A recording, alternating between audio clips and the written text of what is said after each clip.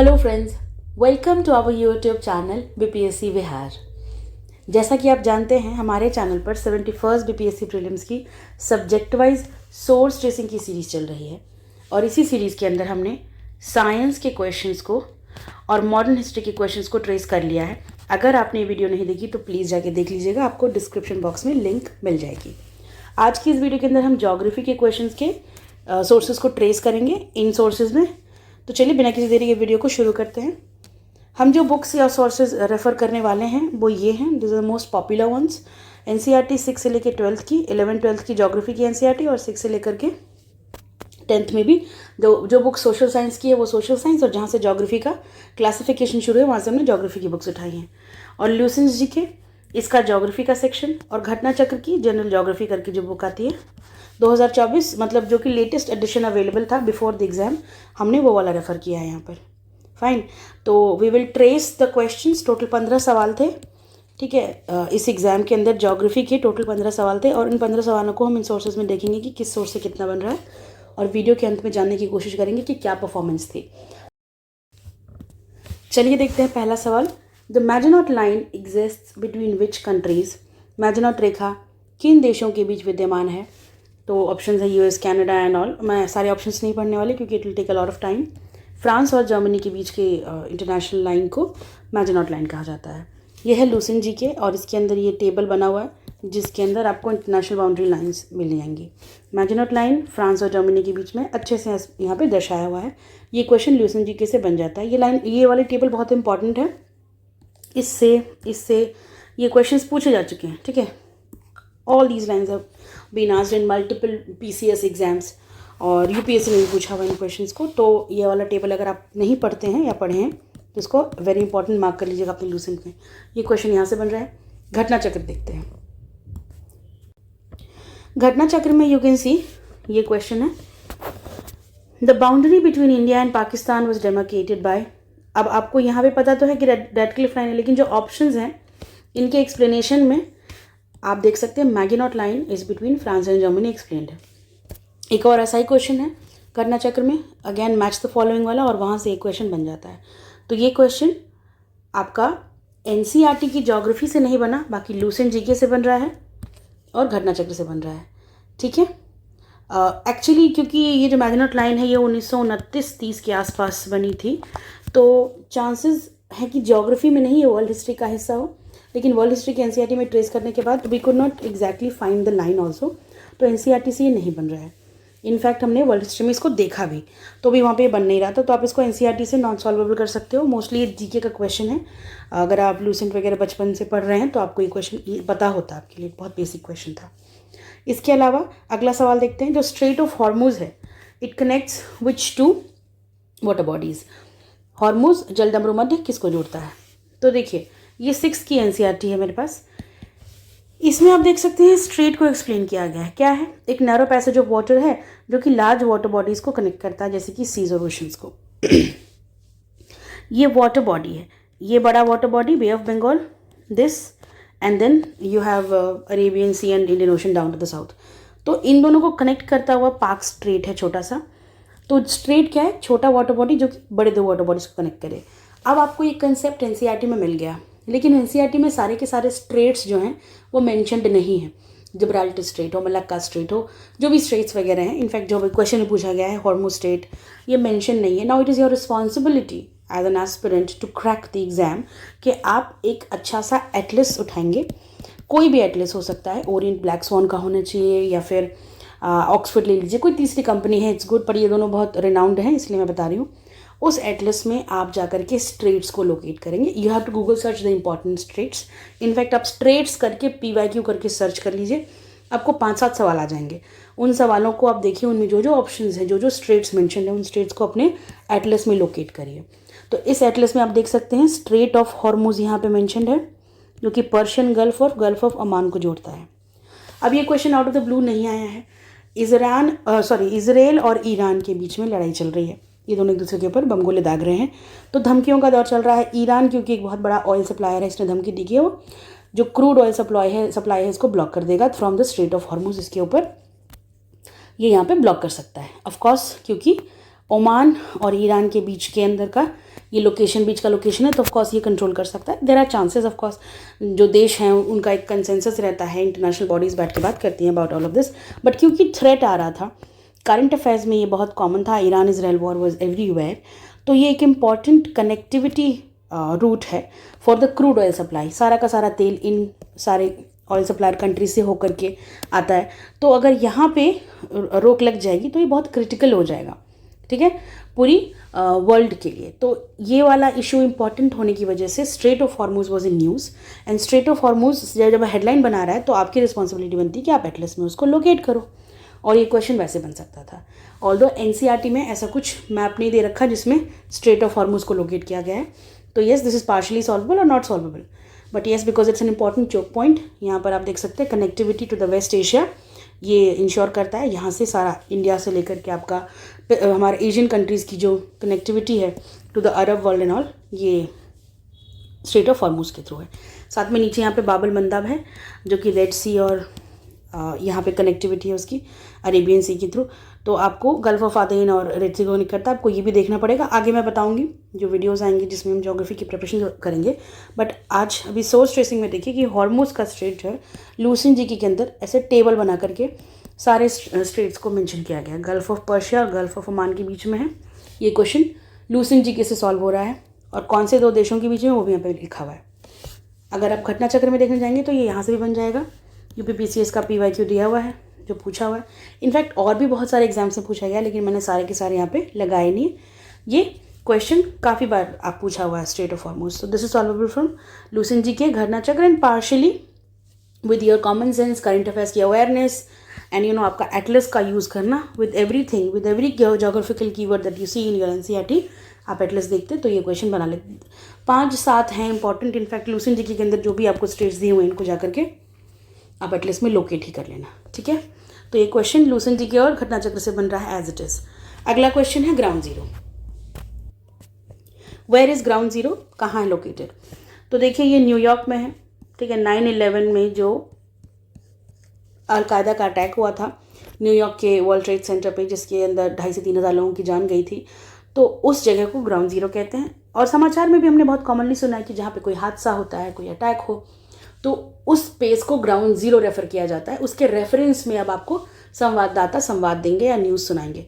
तो ground zero कोई भी साइट ऑफ अटैक वगैरह हो सकता है, लेकिन क्योंकि ये बहुत बड़ा अटैक था जिसमें बहुत ज़्यादा लॉस हुई to very on a very powerful country America, और उसके बहुत इंपॉर्टेंट सिटी न्यूयॉर्क के अंदर हुआ, तो इसको तब से अब तक ग्राउंड जीरो रेफर किया जा रहा है। ये क्वेश्चन क्यों आया है, क्योंकि ये करंट अफेयर्स की रेलेवेंस, आप सितंबर 13 को एग्ज़ाम दे रहे हैं, ठीक है, और 9/11 आपको पता है 11 सितंबर को ये घटना हुई थी 2001 के अंदर। तो अभी इसको कुछ 20 साल से प्लस हो गए, 22-23 साल। अब डोनाल्ड ट्रंप जो हैं वो अपने सेनेटर्स और जो भी लोगों के साथ जाने वाले थे तो ऑन दी द लोकेशन और वहाँ पे श्रद्धांजलि वगैरह अर्पित करने के लिए, तो ये समाचार पत्रों का हिस्सा था।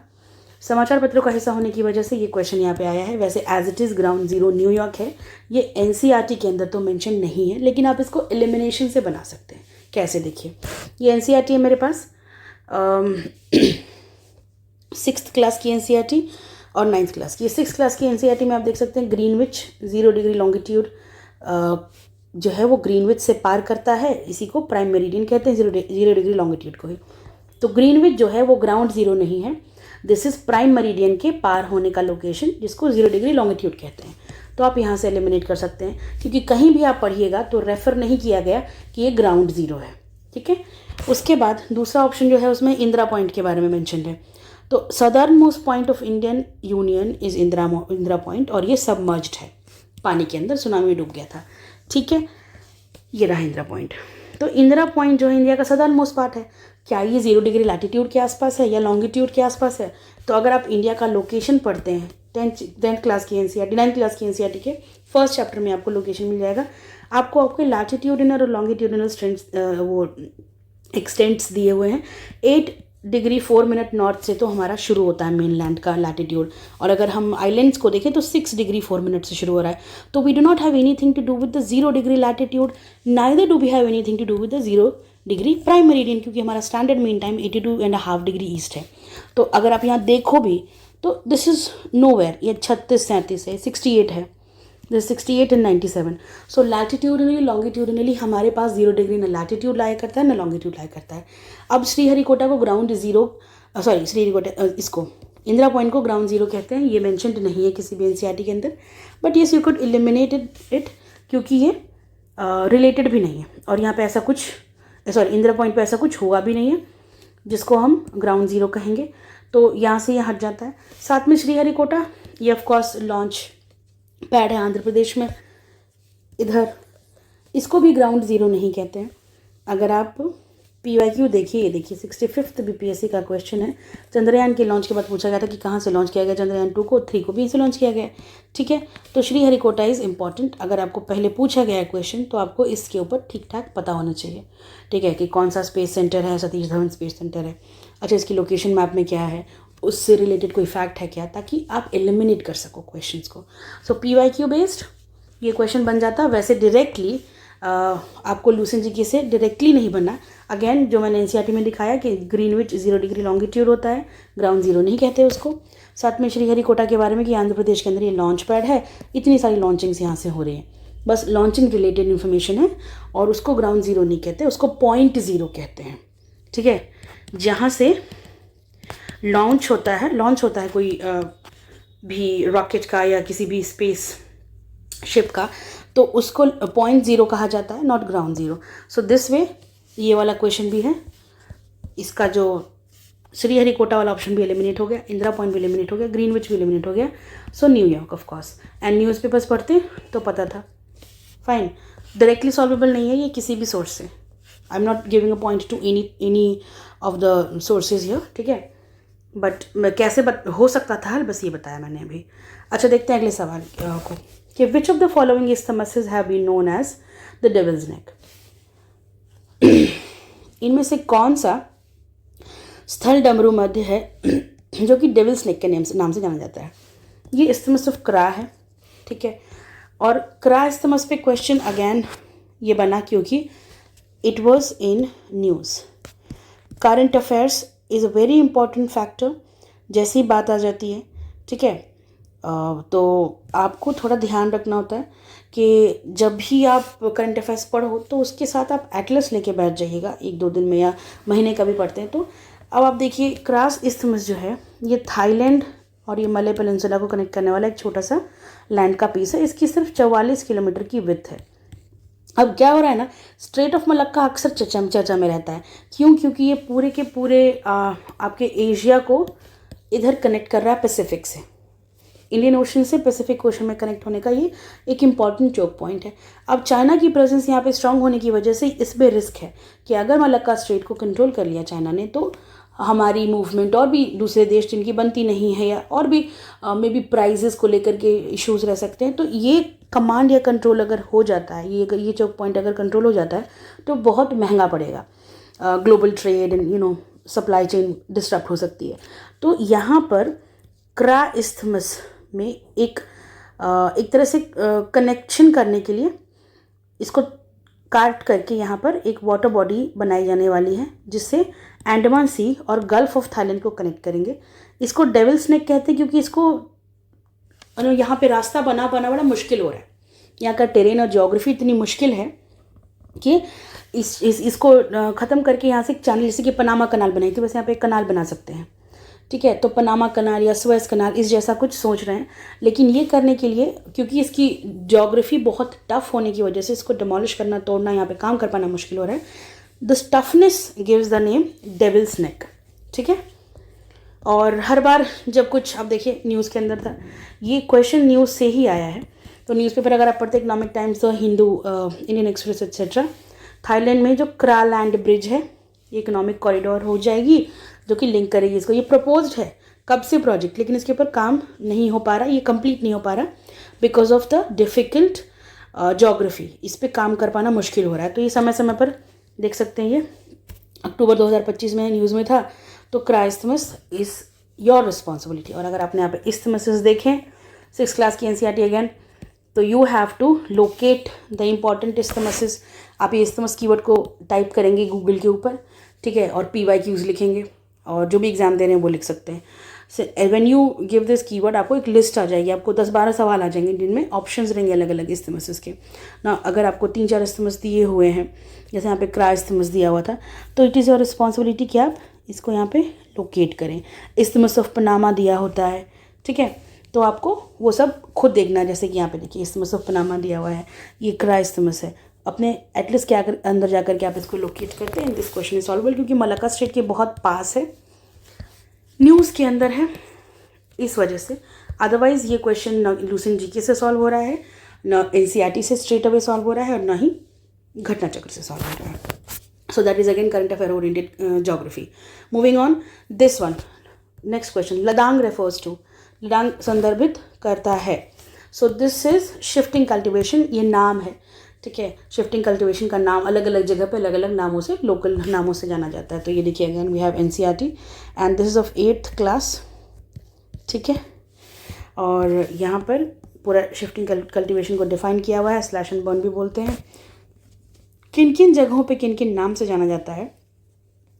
झूमिंग, इस पे क्वेश्चन आ चुका है, ठीक है। मिल्पा मेक्सिको में बोलते हैं, रोका ब्राज़ील में बोलते हैं, लदांग मलेशिया में बोलते हैं, ठीक है। तो लोकल नेम्स हैं, डिफरेंट नेम्स हैं इसके वर्ल्ड में अलग अलग जगह। ये एनसीईआरटी से क्वेश्चन बन रहा है, 8th क्लास की एनसीईआरटी है। देन वी हैव दिस घटना चक्र। ये क्वेश्चन देखिए अगेन मैच द फॉलोइंग का है। सो आपको पता है प्रिमिटिव सबसिस्टेंस फार्मिंग से रिलेटेड है, और ये सारे के सारे सबसिस्टेंस फार्मिंग के मेथड्स हैं। यहाँ एक्सप्लेन्ड भी है कि इंडोनेशिया के अंदर इस तरीके से बोला जाता है, ये वाला नाम दिया गया है स्लैश एंड बर्न फार्मिंग को। तो घटना चक्र से बन रहा है और एनसीईआरटी से बन रहा है, लूसेंट जीके से ये क्वेश्चन नहीं बन रहा है। अगला सवाल, which is the largest river island in the world, दुनिया का सबसे बड़ा नदी द्वीप कौन सा है। माजुली आइलैंड, माजुली द्वीप जो है सबसे बड़ा आइलैंड है। एनसीईआरटी है ये 9th क्लास कंटेम्प्रेरी इंडिया वाली। इसमें आप देख सकते हैं, Majuli in the Brahmaputra river is the largest inhabited river and island in the world. Keyword as it is लिखा हुआ, जैसा पूछा हुआ है वैसा यहाँ पे लिखा हुआ है। एनसीईआरटी से बन गया। अब आते हैं लूसेंट पे। ये ना लूसेंट के ज्योग्राफी के सेक्शन से नहीं उठाया मैंने, रैदर जो लास्ट में मिसलेनियस वाला हिस्सा रहता है ना, ये वहाँ पे दिया हुआ था। तो अगर आप लूसेंट जी के पढ़ते हैं तो प्लीज़ मिसलेनियस को इग्नोर मत करिएगा। स्पोर्ट्स छोड़ सकते हैं थोड़ा बहुत, लेकिन ज्योग्राफी रिलेटेड है अगर थोड़ा कोई भी कंटेंट वहाँ पे मिल रहा है मिसलेनियस वाले में, डेज वेज वाला, वो सब वहाँ से कर लीजिएगा। ये देखिए मिसलेनियस वाले से ही है, जहाँ पे सुपरलेटिव्स करके बना हुआ है। तो बिगेस्ट रिवर आइलैंड सुपरलेटिव्स वाले टेबल में से ये पूछा गया है क्वेश्चन, वहाँ से ये बन जा रहा है। माजुली ब्रह्मपुत्र रिवर जो है आसाम के अंदर, ये बिगेस्ट रिवर आइलैंड है। तो लूसेंट से भी क्वेश्चन सॉल्वेबल है। घटना चक्र देखते हैं, ये घटना चक्र में एक्सप्लेन्ड है, Majuli biggest river island. Question भी छत्तीसगढ़ पीसीएस का 2023 का, ठीक है। ये क्वेश्चन यहाँ से भी बन रहा है। अगला देखते हैं, the second largest river basin of India, Bharat का सबसे बड़ा द्वितीय नदी बेसिन, सेकेंड लार्जेस्ट, द्वितीय सबसे बड़ा। अगेन सिंटैक्स गलत है क्वेश्चन का।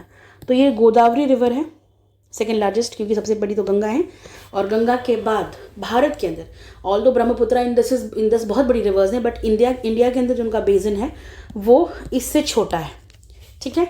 इसीलिए अब देखिए क्वेश्चन एनसीईआरटी से कैसे बनता है। 9th क्लास की एनसीईआरटी है, रिवर्स वाला मैप है।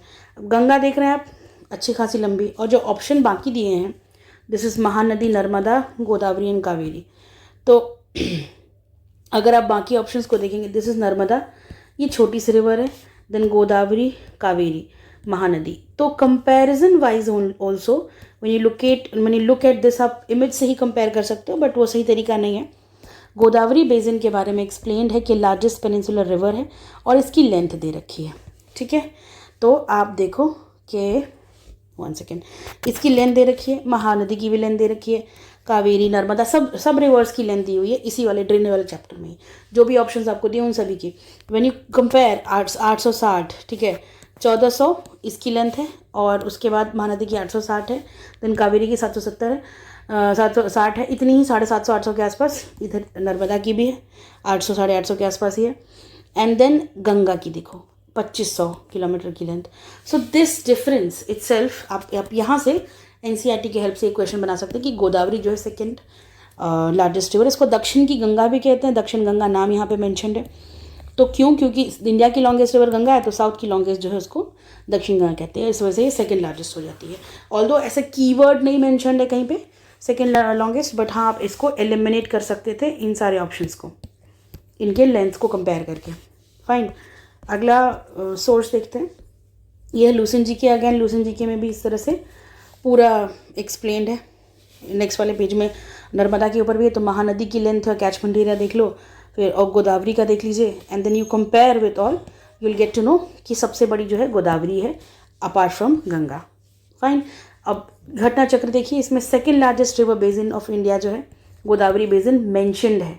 क्वेश्चन पूछा गया MPPCS का, ठीक है, तो घटना चक्र से क्वेश्चन इजीली सॉल्वेबल है। अगला सवाल है, विच of the following is the place of Confluence of Alaknanda and Bhagirathi, ठीक है, कहाँ पे दोनों रिवर्स जो है संगम होती है इनका, अलकनंदा भागीरथी का, तो ये देवप्रयाग में संगम होता है। NCERT है हमारे पास, अगेन 9th क्लास की। भागीरथी जो है गंगोत्री ग्लेशियर से आती है और उसको अलकनंदा ज्वाइन करती है देवप्रयाग पे, और यहाँ देवप्रयाग बनाया हुआ है, आप देख सकते हैं, ठीक है। Confluence of Bhagirathi and Alaknanda at Devprayag, 9th class की NCERT। अगेन लूसेंट जीके की तरफ चलते हैं। ये क्वेश्चन गंगा सिस्टम रिवर्स, देखिए आप ड्रेनेज से 2 क्वेश्चन देख लिया आपने लगातार, पीछे पेनिनसुलर रिवर गोदावरी से और अभी गंगा से, तो रिवर्स और ड्रेनेज की इंपॉर्टेंस कितनी है, वी कैन नॉट इंसिस्ट मोर, ठीक है। यहाँ पे दिया हुआ है देवप्रयाग पे दोनों नदियाँ मिलती हैं, भागीरथी और अलकनंदा, तो लूसेंट से ही बन रहा है। घटना चक्र से भी इतने क्वेश्चंस देखिए, गंगा के 5 प्रयाग एक्सप्लेन किए गए हैं, सारे प्रयागों के बारे में, कि वैष्णव प्रयाग में कौन कौन जुड़ती हैं, धौली गंगा अलकनंदा, फिर ये नंद प्रयाग में कौन, Karna Prayag, and then you have Dev Prayag, Bhagirathi and Alaknanda, and then there is question. ये 62nd BPSC में आया हुआ क्वेश्चन है, रिपीटेड क्वेश्चन है, इंपॉर्टेंट। BPSC अगर कोई क्वेश्चन पहले पूछ चुकी है उसको तो आपको करके जाना ही जाना है, ये एज इट इज़ रिपीट किया गया क्वेश्चन है। यहाँ पे देखिए एक और क्वेश्चन मल्टीपल टाइम्स आस्क्ड है। नेक्स्ट देखते हैं,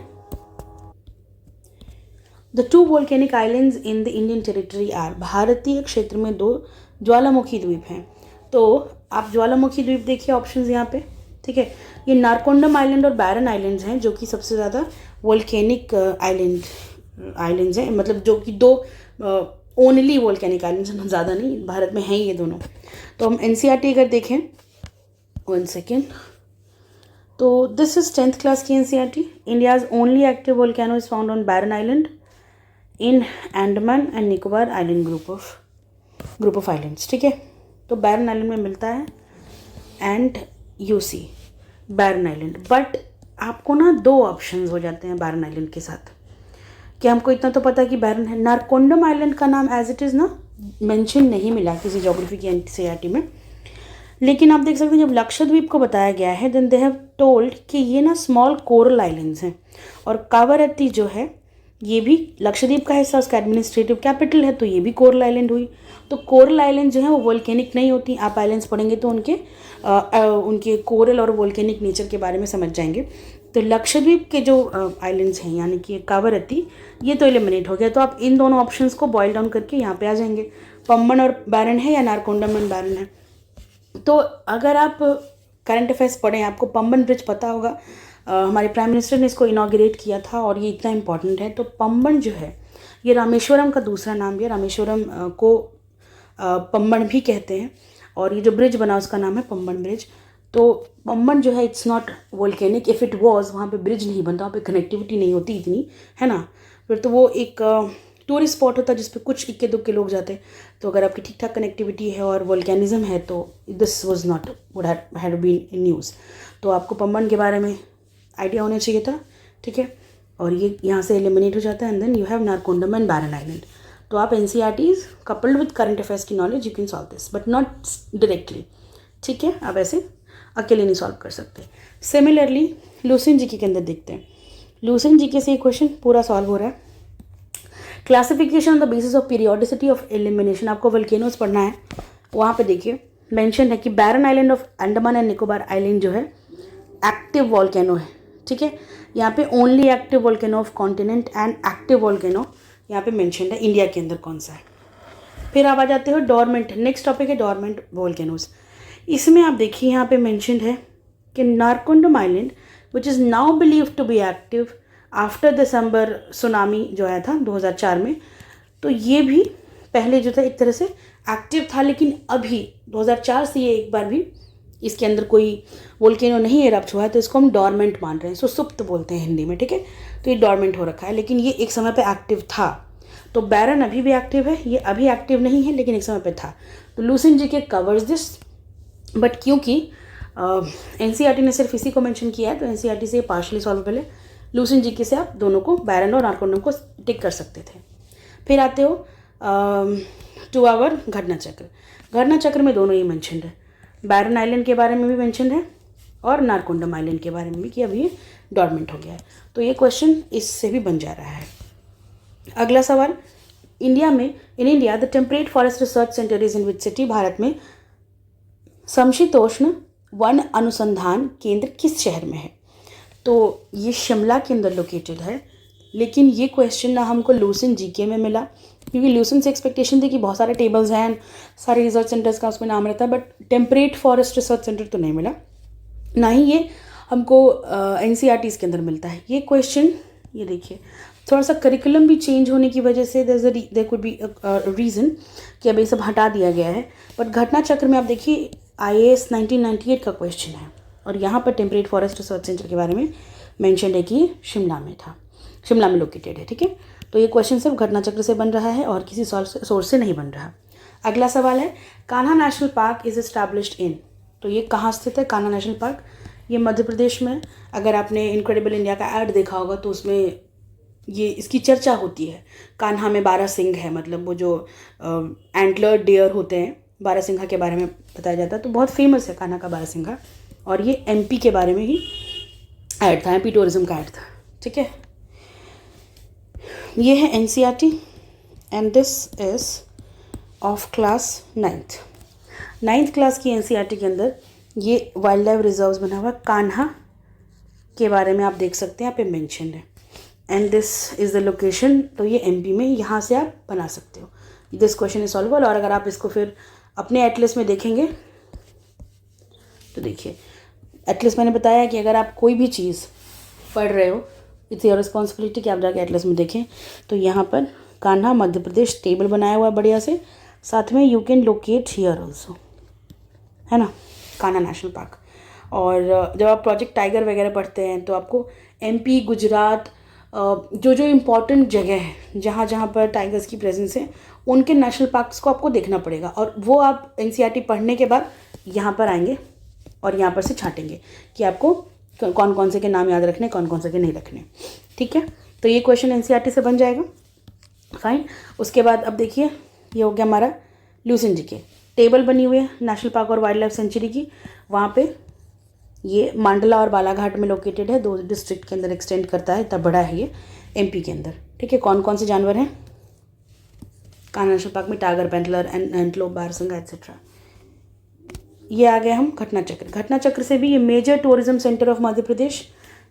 ये सारे ऑप्शंस के बाद देखिए यहाँ पे पंचमढ़ी हिल है, ठीक है, पर कान्हा नेशनल पार्क ये एक बहुत मेजर टूरिस्ट स्पॉट है। ओमकारेश्वर टेम्पल, इस पर भी क्वेश्चन आ चुका है PCS का ही, UP या बिहार PCS में आया हुआ है, ये भी पूछ चुके हैं, ठीक है। तो कान्हा नेशनल पार्क के बारे में घटना चक्र में भी मेंशन्ड है, वहाँ से भी एक्सप्लेनेशन वाला हिस्सा है, वहाँ से बन जा रहा है। अगला सवाल है, लोकतक क्या है? काफ़ी सिंपल सा क्वेश्चन था ये। लोकतक लेक है, और this is NCERT 11th class की इंडिया फिजिकल एनवायरनमेंट की बुक है। मणिपुर के अंदर लोकतक लेक के बारे में, कैसे यहाँ पे मोलासिस बेसिन है, इनको फुमडीज कहा जाता है, ये पूरा एक्सप्लेन किया हुआ है। लोकतक लेक, ठीक है, मतलब एक तरह से तैरती हुई घास है जो पानी के ऊपर फ्लोट कर रही है, और उस पर people can walk and all, ठीक ठाक उसकी डेंसिटी होती है। तो मोलासिस बेसिन पे भी क्वेश्चन BPSC ने पहले पूछा हुआ है कि कहाँ पे पाए जाते हैं, मिजोरम में पाए जाते हैं। लोकतक लेक पे पहले क्वेश्चन पूछा हुआ है, काफ़ी फेवरेट एरिया उनका, PYQ बेस्ड कह सकते हो। लूसेंट जीके में again Loktak project Loktak lake के ऊपर है। यहाँ हाइड्रो इलेक्ट्रिक प्रोजेक्ट वाला टेबल था, उस टेबल के अंदर लोकतक प्रोजेक्ट के बारे में मेंशन है कि ये लोकतक लेक पे बना हुआ है, और ये कहाँ पे? मणिपुर में लोकेटेड है। ये लूसेंट से बन रहा है। घटना चक्र में देखते हैं क्वेश्चन बनता है कि नहीं। ये देखिए क्वेश्चन है 67th BPSC का, मैंने कहा था कि क्वेश्चन पूछा हुआ है पहले BPSC ने। तो यहाँ पे देखिए फ्रेश वाटर लेक्स, ये जो सारी ही लेक्स यहाँ पे आपको ऑप्शन में दिया हुआ है, इसमें से मेजॉरिटी देखिए वुलर लेक जो है वो फ्रेश वाटर लेक है कश्मीर वैली में। चिलिका लेक जो है ये ब्रैकिश वाटर लेक है, ठीक है। सांबर लेक जो है वो सॉल्ट वाटर लेक है, और लोकतक लेक जो है फ्रेश वाटर। तो ये आपको सांबर होगी salt water, and then you have Wular fresh and Loktak fresh, ठीक है। तो क्योंकि ऑलरेडी लोकतक लेक के ऊपर क्वेश्चन आ चुका है, तो लोकतक क्या है ये तो वो एक्सपेक्ट कर ही सकते हैं कि आप बता पाओ, ठीक है। और घटना चक्र में एक्सप्लेन्ड भी है, बीपीएससी का क्वेश्चन भी है। फ्रेश वाटर और सॉल्ट वाटर लेक आपको पता होनी चाहिए, चाहे वो तिब्बत की लेक्स हों, चाहे वो डाउन साउथ चेन्नई केरला की वेम्बनाड जो भी सारी लेक्स हैं, you should have these on tips. Lakes and rivers have to be on tips. तो ये क्वेश्चन जो है घटना चक्र से बन रहा है, जीके से बन रहा है, एंड एनसीईआरटी से भी बन रहा है। अगला क्वेश्चन यहाँ पे, the species which are in danger of extinction are known as, विलुप्त होने के खतरे में पड़ी प्रजातियाँ कहलाती हैं। They are called the endangered, लुप्त प्राय बोलते हैं उनको, लुप्त प्राय प्रजातियाँ होती हैं। एनसीईआरटी है हमारे पास, and this is 10th class की ज्योग्राफी। एंडेंजर्ड स्पीशीज, सिंपल, यहाँ पे ऊपर वल्नरेबल का, नीचे एक्सटेंट का, सबका ऐसे थ्रेटन का डेफिनेशन लिस्ट से दिया हुआ है। तो कौन है ये वो स्पीशीज़ हैं which are in danger of extinction. Fine, ये क्वेश्चन साइंस में मैंने हैंडल किया था, क्योंकि साइंस की 8th क्लास की एनसीईआरटी से भी सॉल्व हो जा रहा है, ठीक है। वैसे ही ज्योग्राफी का क्वेश्चन है, जब आप बायोडाइवर्सिटी वगैरह पढ़ते हो तो वहाँ से, तो एनसीईआरटी से बन गया।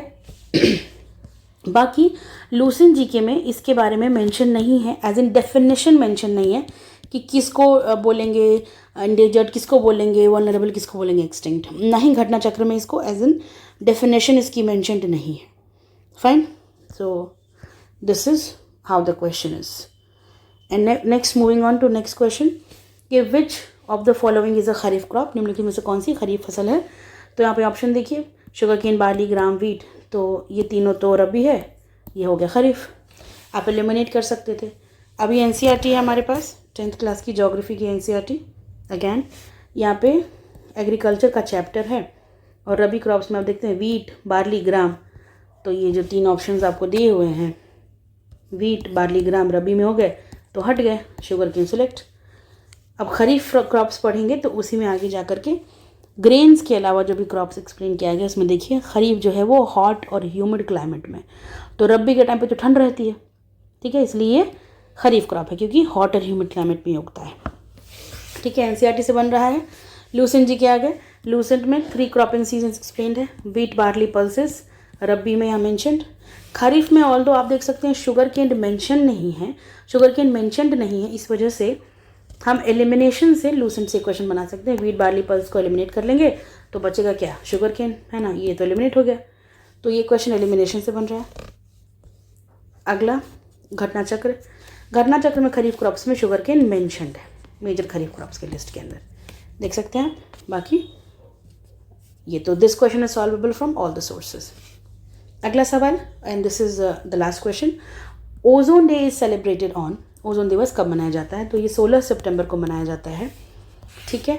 एनसीईआरटी में मेंशन नहीं है एज इट इज़, क्योंकि this is more of a GK वाला क्वेश्चन, और ये जो लूसेंट में मिला तो ये लूसेंट के ज्योग्राफी में नहीं है, लूसेंट के मिसलेनियस वाले हिस्से से, जो चैप्टर के बुक के एंड में है ना, जीके के एंड में, उससे लाई हूँ मैं, जहाँ पे इंपॉर्टेंट डेज लिखे रहते हैं। देखिए, वर्ल्ड ओजोन डे 16 सितंबर को मनाया जाता है। तो लूसेंट जीके से बन रहा है question, not of geography but of miscellaneous part. अच्छा, और ये है घटना चक्र। घटना चक्र में आप देख सकते हैं ये 1999 का यूपीपीसीएस प्री का क्वेश्चन है, इस तरह से आपको टेबल दिया हुआ है। तो ऑफकोर्स ये PYQ बेस्ड ही क्वेश्चन है, आप यहाँ पे देख सकते हैं 16 सितंबर, और इधर भी टेबल में एक्सप्लेन किया हो कि वर्ल्ड ओजोन डे 16 सितंबर को मनाया जाता है। तो इस तरह से आपने देखा कि ये क्वेश्चन लूसेंट से बन रहा है और घटना चक्र से बन रहा है, लेकिन एनसीईआरटी से नहीं। तो इस बार ऐसा काफ़ी हुआ है कि बहुत सारे ऐसे क्वेश्चन हैं जो कि इससे बन रहे हैं तो इधर से नहीं बन पाए हैं, या फिर अगर एनसीईआरटी से नहीं बन रहे हैं तो लूसेंट जी के घटना चक्र से बन जा रहे हैं, लूसेंट से बने घटना चक्र से बन जा रहे हैं, ठीक है। अब देखते हैं टोटल कितने क्वेश्चंस किस सोर्स से बने। तो एनसीईआरटी का अगर हम टोटल करते हैं तो there are 10 questions that we could solve out of 15।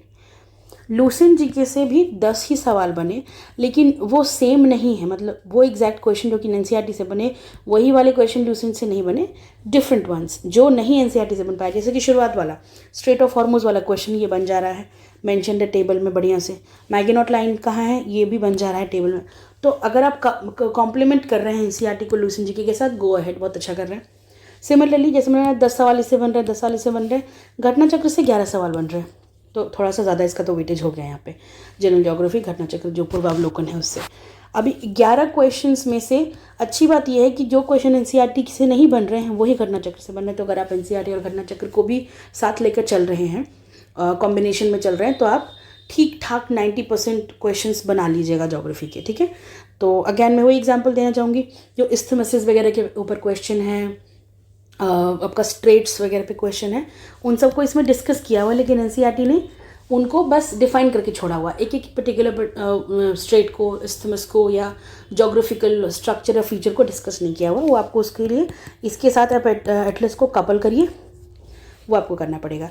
तो you have the score 10, 10 and 11 this way. 15 सवाल थे टोटल उसमें से, लेकिन अगर मैं पार्शियली सॉल्वेबल क्वेश्चंस की देखूँ तो एनसीईआरटी का स्कोर फिर 12 चला जाता है, मतलब आधे अधूरे जिससे बन सकते हैं। आप 2-3 एलिमिनेट करके लास्ट के 2 पे फंस जाओ, ऐसा तक आपको एनसीईआरटी करके दे देगी कुछ 13 क्वेश्चंस के अंदर, लेकिन टोटली 10 सवाल ही बन रहे हैं। तो now you have the sources traced कि कितने सवाल कहाँ से बन रहे हैं। एंड अगर आपको और बेटर क्लैरिटी चाहिए तो आई वुड सजेस्ट कि आप 70th और 69th का भी सोर्स ट्रेसिंग देखिए। अगर आपको वीडियो पसंद आई हो तो प्लीज़ लाइक करिएगा।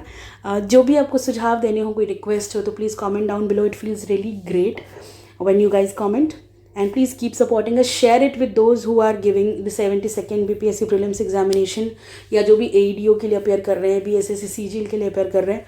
क्योंकि जो ज्योग्राफी जैसी चीज़ें हैं या जो बेसिक सब्जेक्ट्स हैं, स्टैटिक जीके, ये मोर और लेस सेम रहता है। तो आपको ऐसा नहीं कि कुछ अलग ही चीज़ पढ़नी एईडीओ के लिए, आप अपनी 72nd की तैयारी को ही साधते चलिए, आप एईडीओ निकाल लेंगे। हाँ, आपको बस अपना टाइम जो है 50% क्वांट रीजनिंग को देना होगा और 50% आपको जीएस की तरफ लगाना होगा। लेकिन जीएस क्योंकि बीपीएससी का ही परीक्षा है, तो आपको अपनी जो भी पहले की परीक्षाएं हुई हैं उनके सोर्सेज को देखना ज़रूरी है, ताकि आप उनको यूज़ करके एग्ज़ाम निकाल सकें अपना। एईडीओ का एग्ज़ाम हो चाहे 72nd एग्ज़ाम हो। तो प्लीज़ आप इसको शेयर करिए जो भी लोग एग्ज़ाम दे रहे हैं उनके साथ। एंड प्लीज़ लाइक करिएगा वीडियो अगर आपको पसंद आई हो तो, एंड कमेंट करिए more and more. Subscribe to the channel अगर आपने सब्सक्राइब नहीं किया है। Thank you very much. This is it for the video. धन्यवाद।